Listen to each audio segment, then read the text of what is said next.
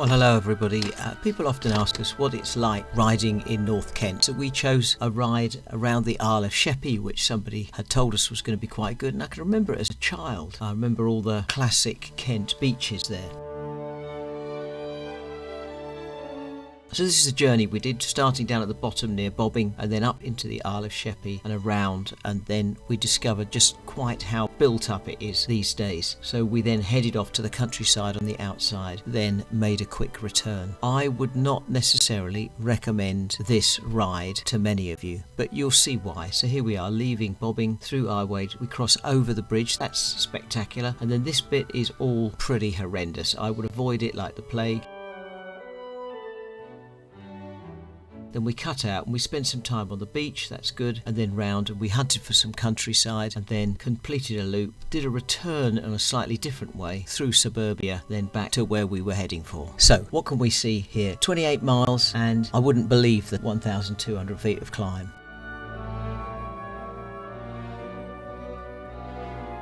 So what's good about the route? Well, in summary, this was mostly an urban route. It's got cycle paths, but they seem to just arrive and disappear randomly. The surface quality can be very poor in places, and Kent is full of fly tipping, literally everywhere, spilling construction waste. The traffic was heavy, the cycle routes frequently are on road, laned off bits, and if you can stay away from Sittingbourne at any time, I would definitely recommend it. That is quite unpleasant for cycling. So in summary, this is a route for experienced, confident riders. There are some good things about the coast of Sheppey. So the north coast is quite pretty. It's typical Kent. There are the eastern roads where it's less developed are really good, and they're quite fast actually. The bridge is dramatic, wonderful views across to Essex and Southend, and if you're in part of a cycle team, then if you can stay away from the urban bit, then those fast roads are actually really quite nice. You could get some lovely rides along there with a group and pick up some speed, but watch the video right the way through because some of those roads are terrible. The less desirable bits, the whole thing is not what I remember at all. They're literally building on every square inch that you can find, so it's construction. The quality of the roads, look at the little inset picture down here and see how the road suddenly is good, and then it's absolutely ghastly and horrendous with huge potholes in it and literally falling apart, nothing in there. It feels incredibly neglected. There's dangerous construction rubbish on the roads, particularly around the lay-bys. In summary, the majority of the distance is commercially dominated. There are much better routes everywhere else, and I would say keep east if you can on the island, but why not keep east in Kent? There's the whole of the Kent Downs underneath. You've got some wonderful rivers around Conyers, and you've got that wonderful coast road and the whatever it's called, the Viking Trail that runs around the coast. You've got Route 1 that goes in and out of Canterbury. You've got some really great routes. So here we are leaving Bobbing, typical agricultural path, and nothing wrong with it at all. Really, it's what you might expect. Now, the side roads do have a lot of rubbish just lying there that pops out into the road. You never know quite what you're going to get, so do be careful.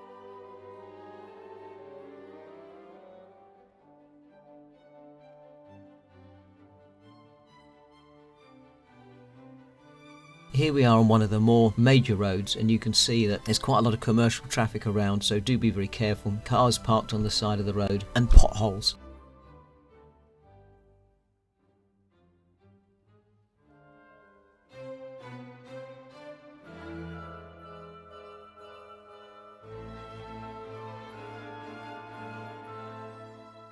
So this is not the sort of place that I would expect a group to want to ride on. But now we got to the bridge, and the bridge actually makes it a little bit more interesting. You do just have to be a little bit careful though, because the traffic is quite heavy. So if you can, get onto the cycle track that's on the side. It's marked as a cycle track.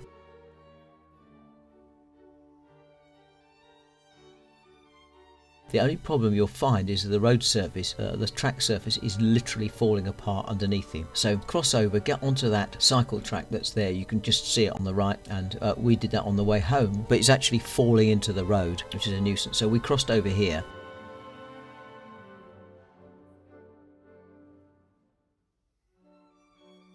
You can see this bit is slightly better, but you can see these huge cracks. It is literally falling apart, and makes you wonder that every bit of traffic will be gone.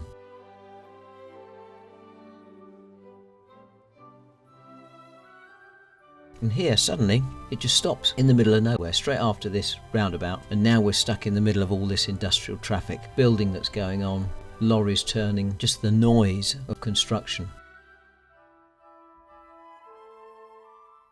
So I wouldn't recommend this bit of the island, but I don't think you can avoid it that easily once you come over the bridge. Lots of junctions to cross, particularly bad. As a roadie I would probably have had a go at this, but not on a tandem with my wife. And then heading through a bit of suburban areas, just traffic everywhere. Cars parked on double yellow lines, cars parked everywhere. And then as we get round the corner here, we start heading towards a completely different area. So there's more industrial here, and then back onto a cycle track.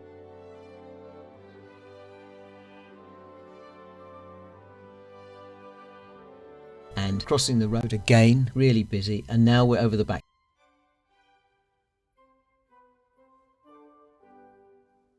So we've got a little bridge coming up here, and you have to push your bike up that. So again, not good for a cycle club route. Work our way down the other side. We had a little chat with somebody there.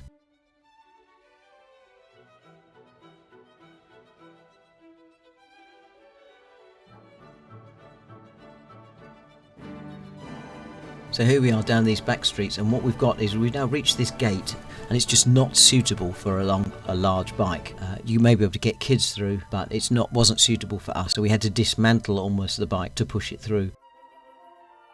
The quality of this cycle path is pretty poor, to be honest. It's falling apart, it's delaminating, it's pretty ghastly, there's puddles everywhere, and you work your way to the other end, and again we had to dismantle the bike in order to get through. Not the bike friendly gates.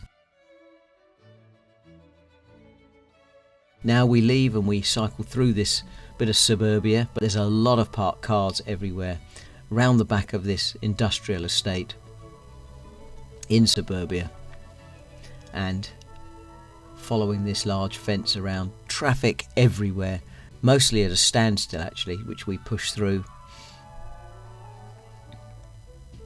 And as we get further on, we decided to change what we were going to do, because to be honest, it wasn't pleasant. We weren't enjoying ourselves.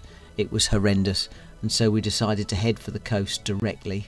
So took a shortcut through Tesco's as it was, and then you come out the far end of that and you go straight up the side and you're at the sea, and suddenly it feels much better. So we cycled here along the seafront, along the promenade, and this is absolutely classic of this part of Kent.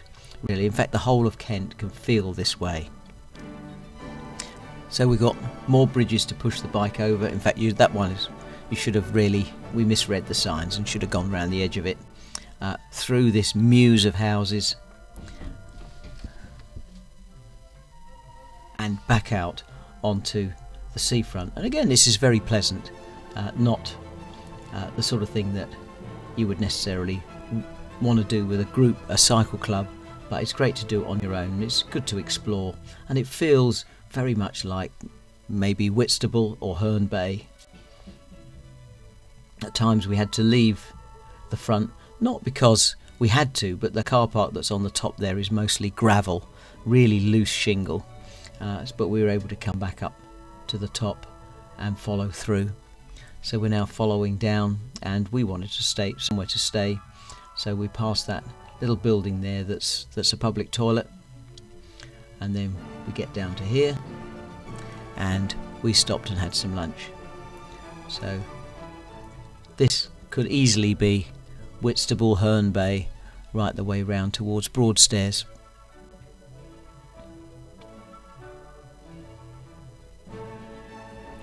And we start off again, and the first thing we did was use the public toilets at the top. So they're available, and we're able to top up with water as well on the outside. But now we've got this horrendous bit through a housing development that the road surface is almost non-existent, and in places it's been dug up. You find that people have run trenches or cables just across from one side of the road to the other. Quite really very poor for riding over. You have to navigate the whole way. Some of those potholes are really deep. Back there was horrendous bit. I don't know how the residents keep their cars in one piece. So we head off out here, and it does eventually gradually improve, or you think it's improved, and then it falls apart again. So we're now searching for the countryside, and we're heading out along this main road, and it's classic suburbia again, but in a bit of a cut through. The traffic was fast and there was no pavement, so nowhere to go. So we didn't really enjoy this bit that much, but it's much better than being in the commercial development.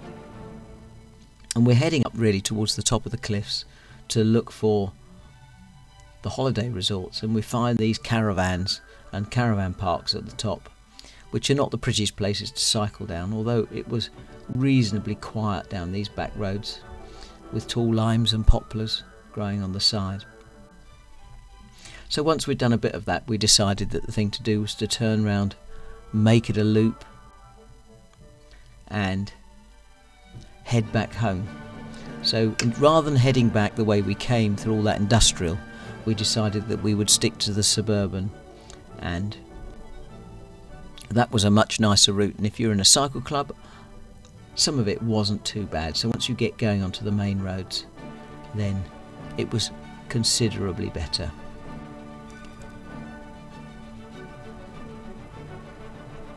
So I'm going to let you just view this next bit so you can see what the quality of the surface is like. But you can see it's not too bad as long as you stay away from the hedgerow. But my big concern was the rocks and other things that are falling out from the base of the hedgerows and ending up in the road. But not too many roundabouts, not too much stopping the traffic.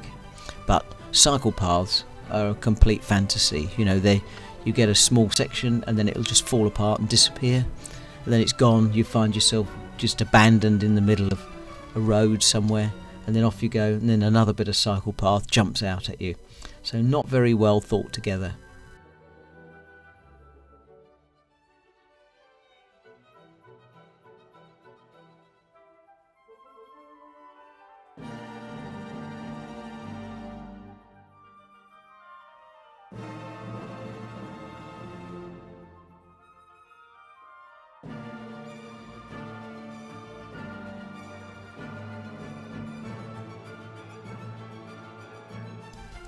So now here we are, heading back to bobbing and calling it a day at the end of the day. So much nicer to be away from all of the traffic. So here's a summary of our route. You can find it available to you on Komoot, and you can see on the right hand side there, download a GPX file if you want to retrace our steps. Hopefully you've seen from this that it's not ideal, but there are much better places to go in Kent, and I would avoid Sittingbourne, get right down into the Kent hills. You've got the Kent Downs through the centre, follow those. There's plenty of routes. There's the Pilgrim's Way that leads into Canterbury, and it's a great way of getting to see Kent, and then you can go all the way round the coastal path. So thank you for joining us, and we will see you on the next ride. Bye for now.